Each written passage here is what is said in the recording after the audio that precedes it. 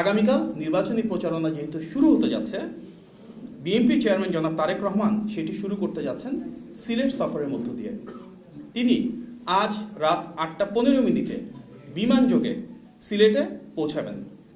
গভীর রাতে হজরত শাহজালাল রহমতুল্লাহি আলাইহি সাল্লাল্লাহু আলাইহি ওয়াসাল্লামের মাজার জিয়ারত করবেন এবং আগামীকাল সকালে সিলেট আলিয়া মাদ্রাসা মাঠে নির্বাচনী সমাবেশে যোগদান করবেন। জনাব তারেক রহমান আগামীকাল দুপুরবেলা মৌলভীবাজার সদর উপজেলার শেরপুর আইনপুর খেলার মাঠে সমাবেশে যোগদান করবেন।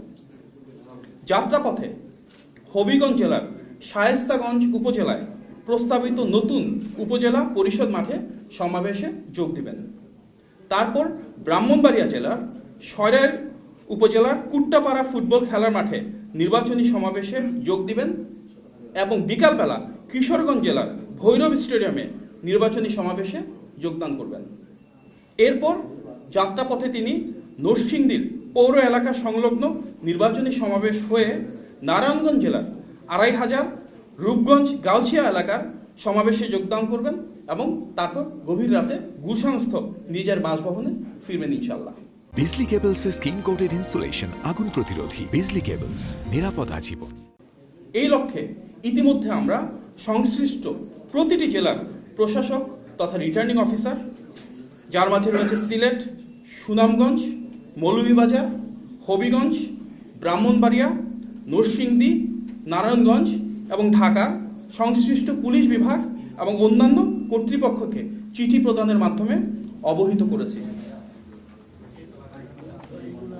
উপস্থিত সাংবাদিক ভাই ও বোনেরা, আপনারা জানেন ফ্যাসিবাদ বিরোধী 16 বছরের দীর্ঘ আন্দোলনে এবং গণ অভ্যুত্থানে বিএনপি এবং প্রতিটি অঙ্গ ও সহযোগী সংগঠনের নেতৃবৃন্দ ছিল অনবদ্য অভূতপূর্ব ভূমিকা। তাদের প্রতি ভালোবাসা থেকে বিএনপি চেয়ারম্যান জনাব তারেক রহমান সিদ্ধান্ত নিয়েছেন তার প্রতিটি সফরে বিভিন্ন অঙ্গ ও সহযোগী সংগঠনের ত্যাগী শীর্ষ নেতৃবৃন্দকে পর্যায়ক্রমে সফর সঙ্গী হিসেবে নিয়ে যাবেন।